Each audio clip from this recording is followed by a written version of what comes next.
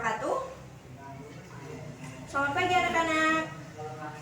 Gimana kabarnya hari ini? Sehat semua? Alhamdulillah sehat semua ya. Oke. Sebelum mulai pembelajaran pada hari ini, alangkah baiknya kita berdoa terlebih dahulu agar dimudahkan dari awal materi sampai akhir pembelajaran. Ketua kelasnya siapa, Mbak? Oh, Mas Alfandi. Ya, Mas Fandi bisa dipimpin doa ya teman-teman.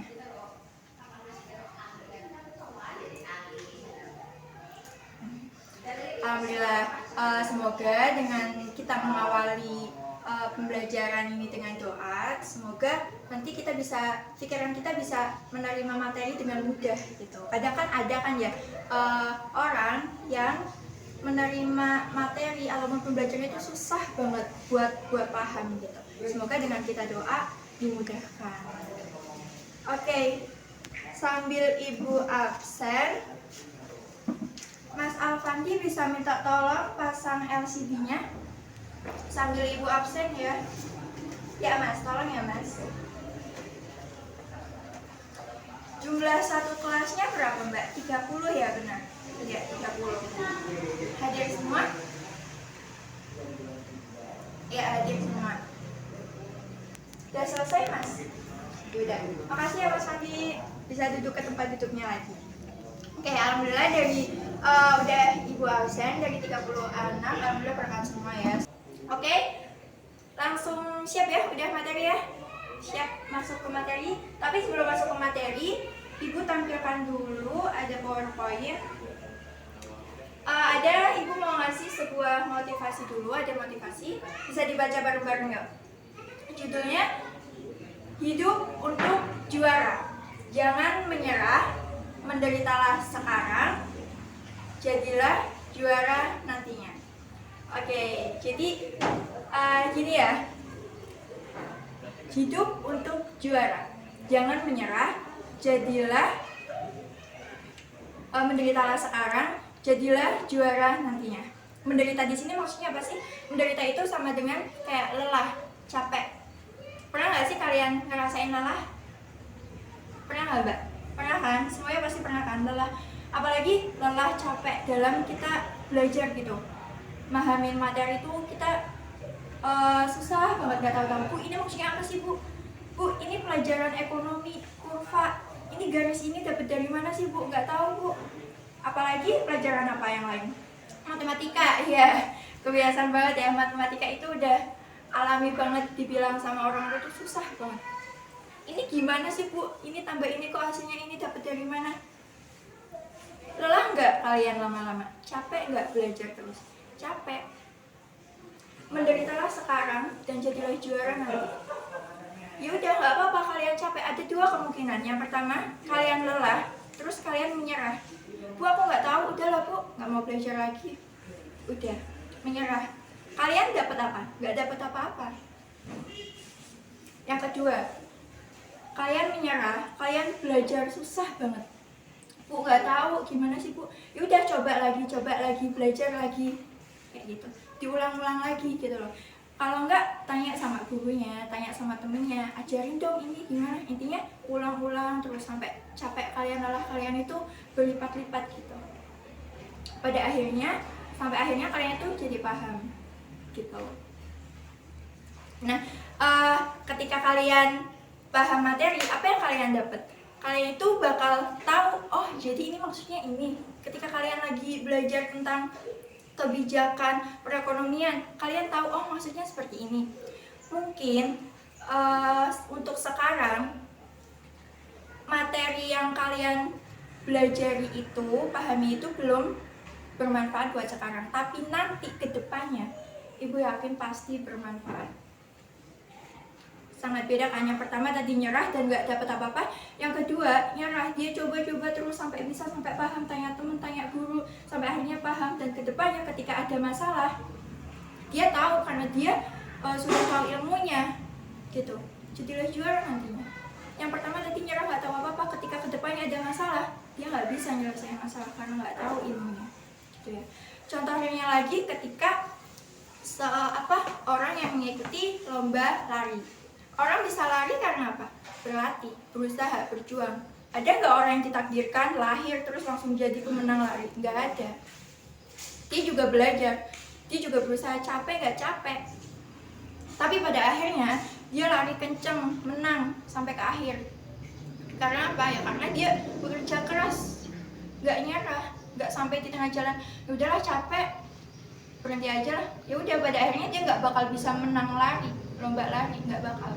Paham ya? Di situ contoh realnya seperti itu. Jadi di sini kalian bukan hanya pelajaran ibu saja. Ekonomi memang susah mungkin, apalagi yang bagian kurva gitu. Matematika juga.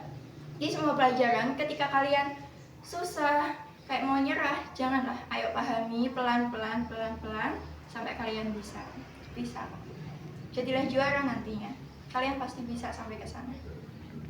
Buat cita-cita kalian tercapai, oke? Paham ya? Siap berjuang? Siap berusaha? Siap lelah? Siap jadi juara? Oke, siap, semangat. Langsung aja masuk materi. Materi kita adalah kelangkaan sumber daya ekonomi.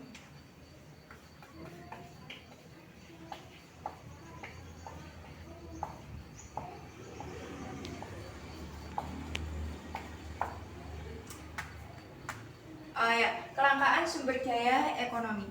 Pada minggu lalu kita telah belajar masalah ekonomi secara umum.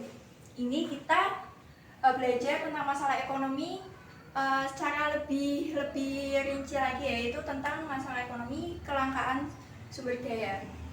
Oke, jadi harapannya dengan kalian belajar kelangkaan ini, kalian itu tahu apa sih arti kelangkaan sumber daya ekonomi itu. Yang kedua, kalian itu tahu faktor penyebab kelangkaan itu apa aja sih. Yang ketiga, kalian tahu jenis-jenis kelangkaan sumber daya. Nah, yang keempat, kalian dapat menyelesaikan masalah atau tahu bagaimana strategi mengatasi masalah ekonomi. Paham ya? Lanjut ya. Selanjutnya ada sebuah gambar. Itu gambar apa? Ya, benar banget. Itu gambar masker. Ada yang tahu? Itu masker kosong, ya. Stok masker kosong. Kenapa kok bisa kosong? Itu yang menjadi pertanyaan. Kenapa kok bisa kosong? Kenapa kok bisa kehabisan? Asal mulanya begini. Sekarang kan lagi pandemi, ya nggak? Nah, sebelum pandemi, berarti kan pas kondisi normal, itu masker dicari-cari nggak? Dibutuhkan semua orang nggak? Dibutuhkan, Bu. Ya, dibutuhkan, tapi tidak butuh terus tiap hari. Hanya orang-orang yang kayak naik motor, seperti naik motor gitu ya, gitu. Cuma untuk menghindari debu seperti itu ya. Tapi kalau sekarang pandemi itu kan semua orang, hampir satu orang, tiap orang itu membutuhkan masker karena pandemi ini. Nah, dulu sebelum pandemi orang-orang jarang membutuhkan masker. Nah, semisal dalam toko, dalam sebuah pabrik ya, misal bisa memproduksi 500 masker. Dalam satu hari pabrik bisa memproduksi 500 masker. Nah, dan dulu itu orang-orang yang membutuhkan kan jarang. Semisal aja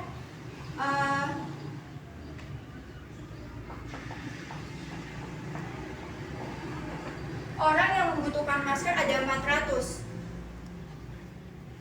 Seimbang kan ya di sini antara maskernya sama orang yang membutuhkan, itu seimbang, tidak mengalami kekurangan gitu. Barangnya masih ada, masih lebih malah.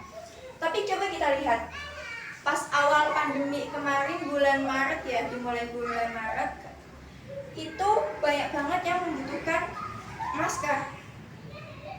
Pabrik hanya bisa memproduksi 500 masker. Sedangkan orang yang membutuhkan meningkat gak? Meningkat. Karena sekarang itu malah diwajibkan untuk memakai masker.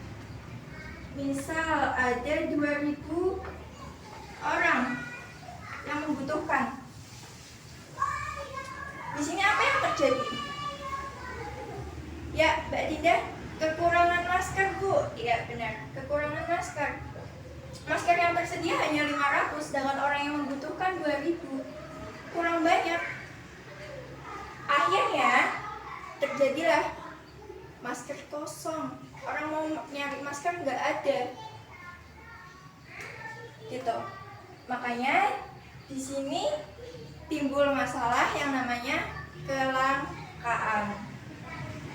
Ini yang namanya kelangkaan. Jadi, apa itu kelangkaan? Ada yang bisa ngasih kesimpulan kelangkaan itu apa? Ya, Mas Andre? Ya, benar kata Mas Andre. Jadi, kelangkaan itu ketika sumber dayanya atau alat pemuasnya itu terbatas, sedangkan kebutuhan manusia itu tidak terbatas. Jadi bisa rumusnya gini, alat pemuas lebih sedikit daripada kebutuhan. Alat pemuasnya itu sedikit, maskernya itu bisa memproduksi sedikit, sedangkan kebutuhan manusia, kebutuhan akan masker itu banyak banget. Maka timbullah kelangkaan, gitu ya. Akibatnya apa? Dari kelangkaan ini juga bisa menyebabkan harga dari masker itu sendiri menjadi naik. Kalian merasakan tidak pas awal kita pandemi, harga masker normalnya berapa? Pas belum pandemi nih, di atas harga normalnya 3.000 dapat masker 1 Bu. Tapi kalau setelah pandemi ini udah barangnya nggak ada, tapi harganya naik. Itulah salah satu dampaknya. Paham ya? Kelangkaan itu sendiri apa? Ada yang mau ditanyakan? Nggak ada ya? Materi selanjutnya kita akan bahas tentang faktor penyebab kelangkaan. Ada yang bisa menyebutkan satu dulu aja faktor penyebab kelangkaan? Ya Mbak Nasya? Keterbatasan sumber daya ekonomi. Ya benar banget. Yang pertama di PowerPoint adalah keterbatasan sumber daya ekonomi. Jadi kita juga tadi sudah paham ya kalian semua bahwasanya sumber daya ekonomi itu terbatas Bu, kebutuhan, sedangkan kebutuhan manusia itu tidak terbatas. Jadi faktor penyebab salah satunya dari kelangkaan adalah sumber daya yang terbatas. Kayak tadi maskernya sedikit Bu, terbatas. Itulah faktor penyebab kelangkaan. Contohnya lagi bensin Bu, pernah terjadi bensin itu kelangkaan karena sumber daya ekonomi yaitu dari bensin, minyak bumi itu sedikit mengalami kelangkaan gitu ya. Nah yang kedua, ada yang bisa menyebutkan? Ya, pertambahan jumlah penduduk. Ya benar banget. Yang kedua adalah pertambahan jumlah penduduk. Kita tahu bahwasanya hampir setiap hari pertambahan jumlah penduduk itu naik. Bukan di daerah kita saja, di Indonesia bahkan di dunia itu mengalami kenaikan jumlah penduduk. Nah, kenaikan jumlah penduduk ini tidak diseimbangi dengan sumber daya ekonominya. Makanya terjadi kelangkaan. Semakin banyak penduduk, semakin banyak orang, kebutuhannya otomatis semakin bertambah tidak? Semakin bertambah. Tapi alat pemuasnya atau sumber dayanya itu menetap, tidak bertambah, terbatas. Disitulah mengalami ketidakseimbangan dan terjadilah kelangkaan.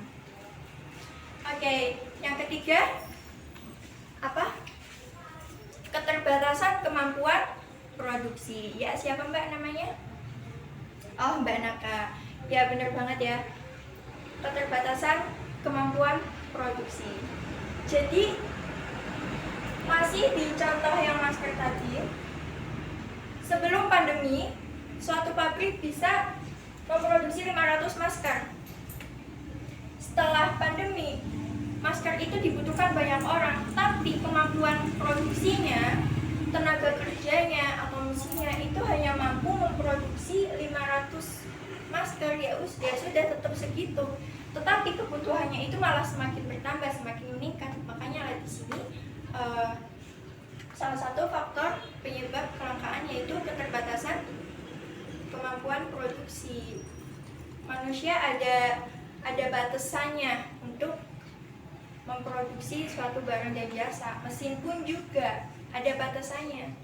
Tapi kebutuhan manusia tidak terbatas. Gitu ya. Nah, terus yang keempat apalagi? Ya, kerusakan alam karena ulah manusia. Benar banget ya. Kerusakan alam karena ulah manusia. Pertambangan contohnya.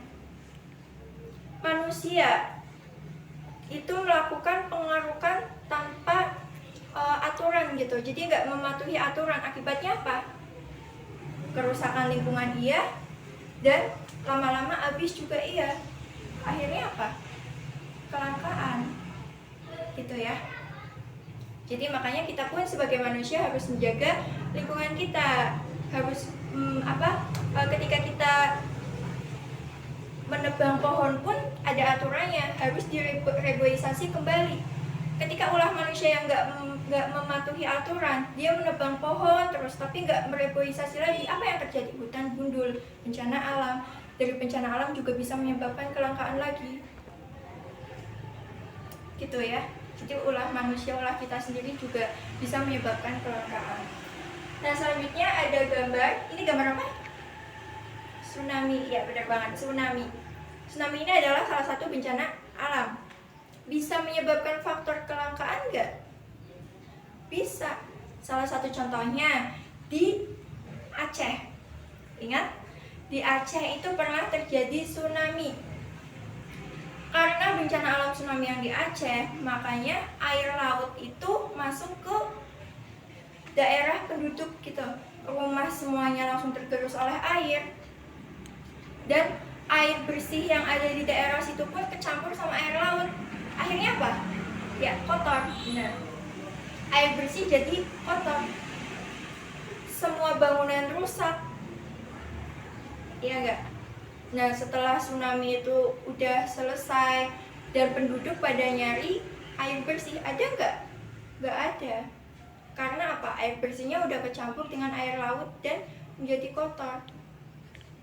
Apa yang terjadi? Kelangkaan dan butuh bantuan air bersih dari daerah lain atau strategi lainnya. Gitu ya. Jadi bencana alam juga bisa menyebabkan kelangkaan. Oke, sampai sini ada yang mau ditanyakan? Paham semua ya? Oke, jadi di daerah kita, Kabupaten Tegal, dulu juga pernah adanya kelangkaan. Tapi ini juga udah secara umum kelangkaan memang udah hampir setiap tahun itu menimpa Indonesia sih. Salah satunya itu bensin. Di kita dulu pada tahun 2007 pernah kelangkaan bensin. Susah banget nyari bensin. Pernah? Orang tua kalian mungkin nanti kalian pas pulang tanya ya sama bapak ibu kalian, Pak, dulu emang pernah kehabisan bensin ya? Emang nyari bensin nggak ada ya? Nggak ada dulu. Susah banget. Itu mengalami kelangkaan karena kebutuhan Indonesia itu banyak semakin bertambah, tapi bensinnya itu malah nggak ada. Disitulah kelangkaan. Paham ya? Sebelum lanjut ada yang mau ditanyakan? Gimana Mbak Sinta? Oh, ya. Jadi Mbak Sinta tanya, Bu, jadi apa kelangkaan itu kalau barangnya sedikit? Ada yang bisa menjawab? Oke, jadi Ibu ulangi ya.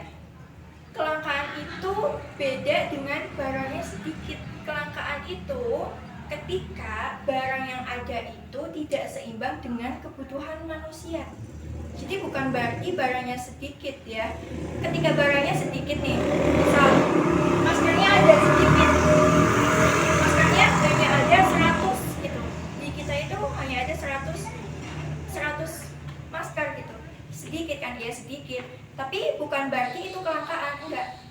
Kelangkaan itu ketika maskernya itu jumlahnya terbatas tapi tidak diimbangi dengan kebutuhan manusia yang tidak terbatas gitu ya. Jadi kelangkaan itu bukan berarti barangnya sedikit, itu beda gitu.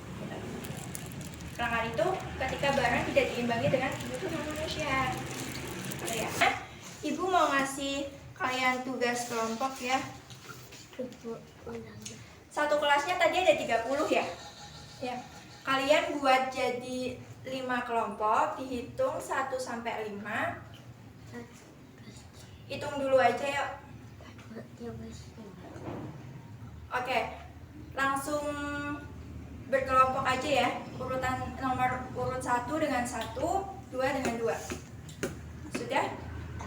Sudah. Kelompok 1 mana? Kelompok 2? 3? 4? 5. Oke, udah lengkap ya. Oke. Nanti di sini ada sebuah artikel tentang gas LPG yang mengalami kelangkaan. Kalian analisis dari pembelajaran tadi. Artikel itu tuh termasuk jenis kelangkaan apa sih? Faktor penyebabnya kira-kira menurut artikel itu apa? Dan yang terakhir, gimana cara menyelesaikan masalahnya, strateginya itu bagaimana? Gitu ya. Dan yang kedua, ini di sini ada soal juga. Sebagian orang berpikir bahwa ketika seseorang memiliki kekayaan yang melimpah, dia dapat memuaskan kebutuhannya dan tidak akan menghadapi masalah kelangkaan. Apapun dapat dia beli dan dimiliki. Benar demikian? Dapatkah seorang milioner mengalami kelangkaan? Coba diskusikan. Nanti kalian diskusi ya. Udah, ini Ibu bagi ya. Coba Mas minta tolong bagi ya.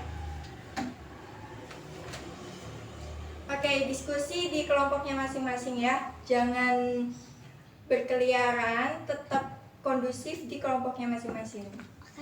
Diskusi dimulai dari sekarang, 5 menit dari sekarang. Nanti Ibu akan tunjuk satu kelompok buat presentasi di depan secara acak. Oke? Oke. Ya, gimana? Ada yang mengalami kesulitan? Kelompok 1, 2, 3, 4, kelompok 5? Gimana? Ya, itu dianalisis dari artikel itu kan dibaca dari awal sampai akhir. Nanti itu faktor penyebabnya apa? Itu dibacaan nanti bakal ada analisis aja ya nanti. Iya Bu. Oke, udah sampai mana diskusinya? Oke. Yang satunya udah selesai ya? Lanjutkan ya. Oke, waktunya tinggal 2 menit lagi ya. Oke, waktunya udah habis ya. Udah selesai semua? Sudah? Oke. Gak ada yang mengalami kesulitan lagi ya? Yaudah, kalau udah semua, waktunya juga udah habis. Ibu akan tunjuk satu kelompok dari kalian buat maju mempresentasikan hasil diskusinya. Nanti setelah presentasi, teman-temannya kelompok lain wajib bertanya, wajib menanggapi. Biasanya kan tiap kelompok itu hasil diskusinya beda-beda ya. Nanti tinggal ditanggapi aja ya. Oke, ini tanggal berapa? Tanggal 3 ya. Jadi kelompok 3. Ya, kelompoknya Mbak Sinta. Ayo maju Mbak. Langsung dilanjut tanya jawab nanti ya. Oke, terima kasih kepada kelompok 3 yang sudah mempresentasikan hasil diskusinya. Terima kasih juga buat kalian ya yang udah diskusi dengan lancar dan dengan baik. Oke, tepuk tangan dulu dong buat kelompok 3. Jadi Ibu review kembali ya, memang benar. Tadi kasusnya adalah apakah seorang yang punya kekayaan besar, orang yang uangnya melimpah bisa mengalami kelangkaan?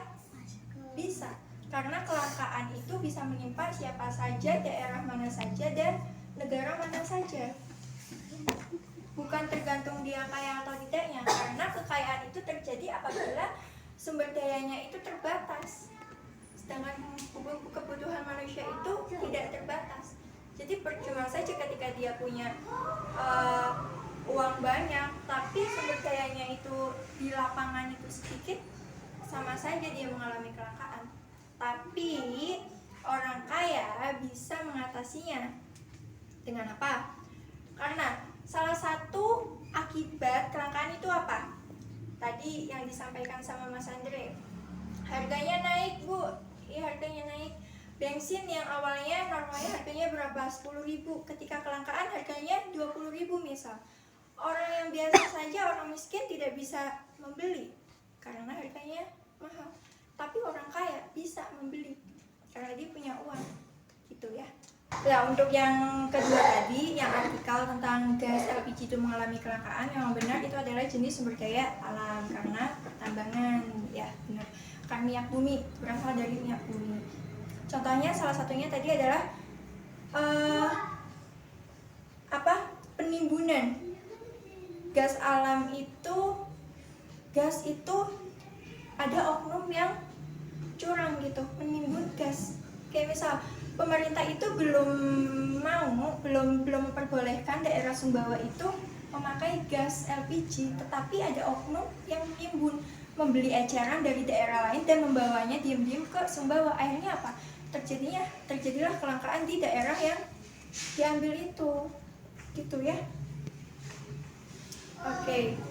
Dan strateginya pemecahan masalahnya dari gas tadi adalah karena kelangkaan gas tadi, banyak orang yang tidak bisa memasak, tidak bisa masak air gitu kan, tidak bisa membuat makanan gitu kan ya. Banyak dampak negatifnya. Solusinya adalah secara terpaksa mereka harus memakai kayu bakar. Masaknya pakai kayu daripada tidak masak sama sekali kan ya. Nah, terus solusi yang kedua, benar sekali tadi juga kata Mas Alfandi ya, pendistribusiannya yang tepat. Gas LPG 3 kg untuk yang miskin, gas yang 12 kg untuk yang kaya. Pendistribusiannya ditepatin gitu, ditertipin gitu ya. Dan kita juga harus tahu skala prioritas mana dulu yang harus dibutuhkan agar tidak mengalami kelangkaan nantinya gitu ya. Paham ya? Sampai sini ada yang mau ditanyakan? Tidak ya? Sudah paham semua? Oke. Jadi kalau sudah tidak ada yang ditanyakan lagi, siapa di sini yang bisa mau meringkas dari awal pembelajaran sampai akhir? Ayo, siapa yang mau? Tadi kan juga pasti nulis kan? Ya, Mbak Lia. Ya, Mbak, ringkas saja nggak apa-apa. Ya. Teman-teman lainnya mendengarkan ya. Ya, bagus Mbak Lia. Tepuk tangan buat Mbak Lia. Yang lainnya sama ya, nggak ada kesulitan ya. Oke, jadi Ibu bakal ngasih kesimpulan kembali bahwasanya kelangkaan itu memang merupakan salah satu masalah ekonomi. Kelangkaan itu sendiri artinya ketika alat pemuas kebutuhan itu terbatas dan kebutuhan manusia itu tidak terbatas, akhirnya tidak seimbang, makanya terjadi kelangkaan. Nah, untuk faktor penyebab kelangkaan itu ada keterbatasan sumber daya, ada keterbatasan kemampuan produksi, dan ada karena bencana alam gitu ya. Nah, terus untuk jenis-jenis kelangkaan tadi ada 3. Sumber daya alam, kelangkaan sumber daya alam, kelangkaan sumber daya manusia, dan kelangkaan sumber daya modal. Oke, dan strategi pemecahan masalahnya tadi yang sudah dipresentasikan juga, kalian secara tidak langsung sudah langsung menyelesaikan masalah, sudah tahu bagaimana cara menyelesaikan masalah kelangkaan dengan membuat skala prioritas gitu ya, dengan menghemat biar gasnya nggak langka, nggak semakin habis, itu hemat. Jangan membuang-buang ya, itu nanti lama-lama bisa berbahaya juga, nanti malah kelangkaan gitu. Oke, paham ya? Oke, kalau tidak ada yang mau ditanyakan lagi, sekarang Ibu yang mau bertanya ke kalian hanya mengukur seberapa paham kalian pembelajaran hari ini. Siap ya? Oh ya, Ibu matikan PPT-nya dulu sama hapus ya.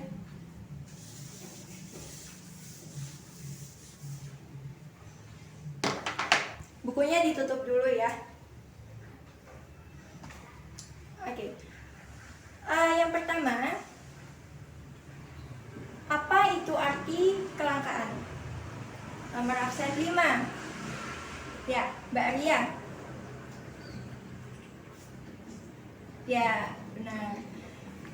Pertanyaan yang kedua, sebutkan salah satu, jangan salah satu deh, gampang banget. Sebutkan 3 faktor penyebab kelangkaan.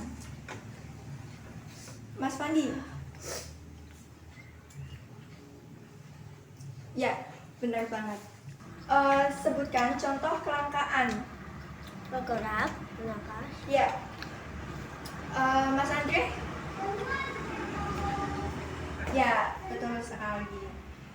Dan yang terakhir, ini Ibu mau bertanya tentang sebutkan pengertian dan contoh dari jenis kelangkaan sumber daya modal. Ayo, nomor absen 10 siapa? Oh, Mas Adam. Yuk, Mas Adam. Ya, bagus banget. Oke, jadi semuanya udah paham ya? Nggak ada masalah ya? Oke, alhamdulillah kalau semuanya udah paham. Sebelum menutup pembelajaran pada hari ini, Ibu ada tugas buat kalian. Nanti kerjakan di rumah, bisa ditulis di buku catatan masing-masing ya. Yang pertama, kalian cari kasus atau berita kelangkaan di luar negeri, di luar Indonesia. Paham ya? Terus kalian analisis kayak tadi yang kalian diskusikan. Itu termasuk jenis kelangkaan apa, bagaimana solusinya, faktor penyebabnya menurut artikel itu apa, gitu. Paham ya? Itu nanti kerjakan di Word, nanti di print ya, saya minggu depan dikumpulkan. Paham ya? Gak ada yang mau ditanyakan lagi tentang tugas? Gak ada. Dan untuk minggu depan jangan lupa pelajari materi tentang perilaku konsumen. Jangan lupa ya. Jadi minggu depan nanti diskusinya biar lebih lancar lagi. Gitu. Terus sebelumnya terima kasih. Sebelum ditutup doa dulu, Mas Fandi dipimpin lagi ya doanya.